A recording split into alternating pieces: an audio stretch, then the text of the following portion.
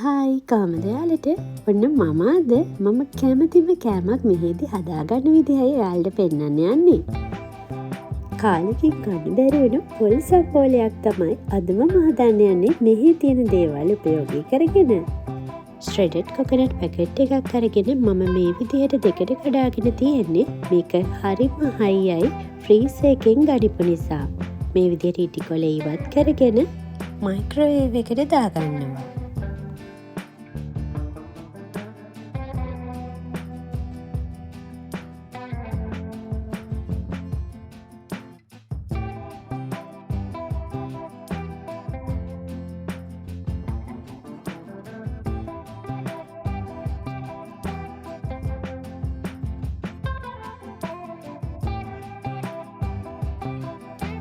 මම විනාඩි 2ක් විතර තියාගන්නවා.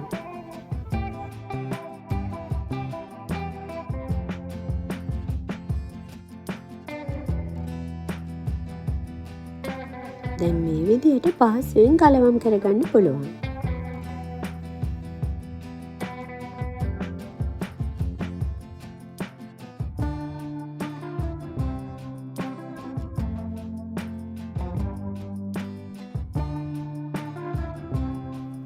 අමු මිරිස්, කෑලි මිරිස්, ගම් මිරිස්, ලුණු, සුදු ලුණු, දෙහි සූදානම් කරගත්තා.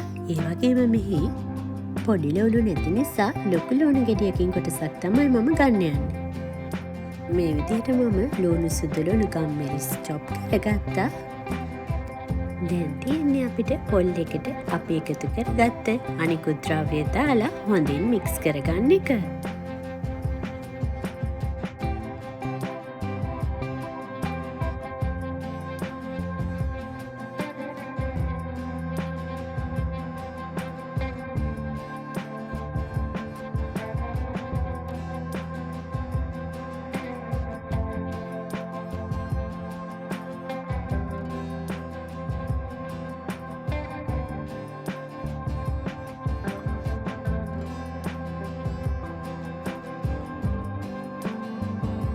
මේ විදිහට ලුණු ටිකකුත් දාගන්නවා.